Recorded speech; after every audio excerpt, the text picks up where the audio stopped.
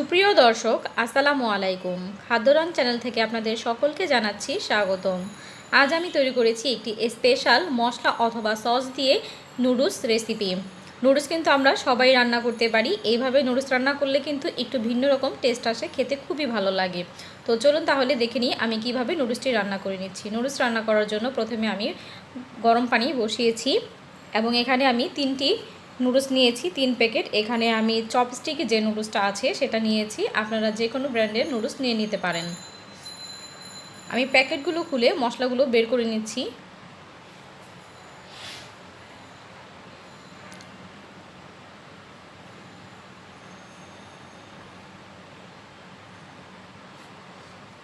পানিটা বলক চলে আসলে এর মধ্যে আমি নুডলসগুলো দিয়ে দিচ্ছি। এইভাবে নুডলস রান্না করলে কিন্তু নুডলসটা অন্যরকম একটি টেস্ট আসে এবং খেতেও অনেক বেশি ভালো লাগে।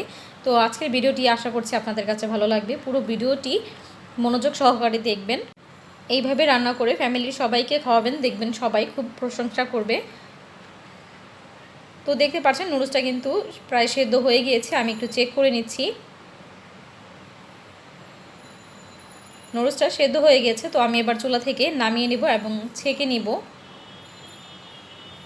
নুডলসটা কিন্তু খুব বেশি সেদ্ধ করা যাবে না। নুডলস যদি বেশি সেদ্ধ হয়ে যায় তখন কিন্তু খেতে ভালো লাগে না। তো আমি পানি ছেঁকে নিয়েছি এবং অবশিষ্ট যে নুডলস সেদ্ধ করা পানি ছিল এই পানিটা কিন্তু আমি ফেলে দিব না, এই পানিটা আমি রেখে দিব। তো এবার আমি সেই স্পেশাল মশলাটা তৈরি করে নিচ্ছি বা সসটা তৈরি করে নিচ্ছি। দিয়ে দিচ্ছি 3 টেবিল চামচ সয়া সস,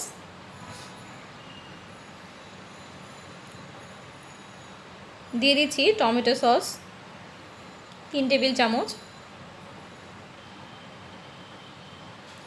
দিয়ে দিব 3 টেবিল চামচের মতো লেবুর রস, দিয়ে দিচ্ছি হাফ চা চামচ লাল মরিচের গুঁড়ো, দিয়ে দিচ্ছি টালা শুকনো মরিচের গুঁড়ো হাফ চা চামচ, দিয়ে দিচ্ছি লবণ পরিমাণ মতো, একটু হালকা হাতে মিশিয়ে নিচ্ছি। এবার আমরা নুডলস সিদ্ধ করে রেখেছিলাম যে পানিটা, সেখান থেকে কিছুটা পানি এখানে দিয়ে দিচ্ছি এবং খুব ভালো করে মিশিয়ে নিচ্ছি।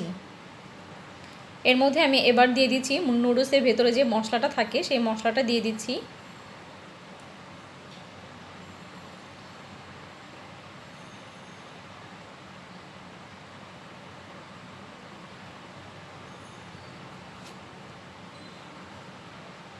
এবার খুব ভালো করে মিশিয়ে নিচ্ছি। এখন এর মধ্যে আমি দিয়ে দিচ্ছি হাফ চামচের মতো সাদা তিল। মশলাটা মেশানো হয়ে গেলে একটা সাইডে রেখে দিচ্ছি এবং দিয়ে দিচ্ছি ফ্রাই প্যানে সামান্য পরিমাণ তেল দিয়ে দিয়েছি। এখন এর মধ্যে আমি 2টা ডিম ভেজে নেব। আমি 2টা ডিম ভেঙে দিচ্ছি এবং সামান্য পরিমাণে কিছুটা লবণ দিয়ে আমি ডিমগুলোকে ঝুরা করে ভেজে নেব।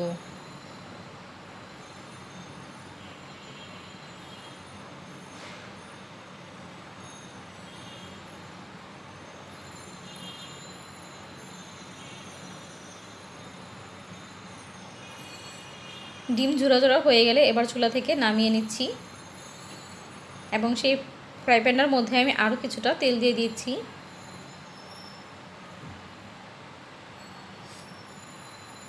দিয়ে দিচ্ছি রসুন কুচি, এখানে 3 কোয়া রসুন কুচি আছে। তো রসুনগুলোকে আমি হালকা একটু ভেজে নিচ্ছি।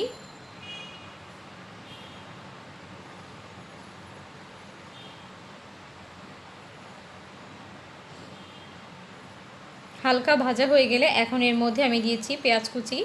আপনারা চাইলে এখানে মুরগির মাংস অথবা চিংড়ি মাছ অথবা বিভিন্ন রকমের ভেজিটেবল অ্যাড করতে পারেন, তবে আমি আজ কিছুই দিচ্ছি না, শুধু পেঁয়াজ দিয়ে রান্না করে নিচ্ছি। এবার দিয়ে দিচ্ছি সেই স্পেশাল সস বা মশলাটি, দিয়ে পেঁয়াজের সাথে খুব ভালো করে মিশিয়ে নিচ্ছি।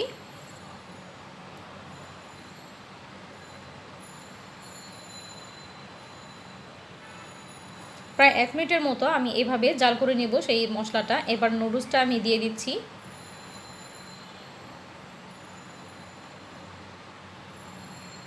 এবার মশলার সাথে নুডলসটা খুব ভালো করে মিশিয়ে নিচ্ছি। খুব ভালো করে মেশানো হয়ে গেছে, দেখতে পাচ্ছেন।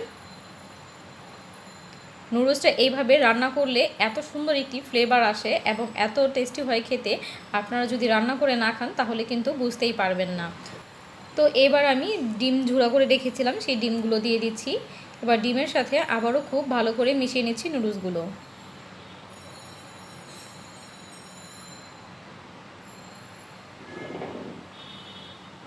উল্টে পাল্টে খুব ভালো করে মিশিয়ে নিচ্ছি এবং চুলা থেকে নামিয়ে নিব। মেশানো হয়ে গেলে কিন্তু রান্নাটা একেবারেই কমপ্লিট হয়ে গিয়েছে। তো দেখতে পাচ্ছেন আমি নুডলসটা পরিবেশন করে নিয়েছি। খুবই সুন্দর হয়েছে কিন্তু দেখতে, এবং খেতেও কিন্তু অনেক বেশি মজার হয়েছিল। আশা করছি আজকের ভিডিওটি আপনাদের কাছে ভালো লাগবে। ভিডিওটি ভালো লাগলে অবশ্যই একটি লাইক দিয়ে দিবেন, এবং আমার চ্যানেলে যদি নতুন হয়ে থাকেন তাহলে অবশ্যই চ্যানেলটিকে সাবস্ক্রাইব করে বেল আইকনটি বাজিয়ে দিবেন। আপনাদের ফ্রেন্ড অ্যান্ড ফ্যামিলির সাথে ভিডিওটি শেয়ার করে সবাইকে দেখার সুযোগ করে দিবেন। আমার জন্য সবাই দোয়া করবেন। আজ এখানেই বিদায় নিচ্ছি। আল্লাহ হাফেজ।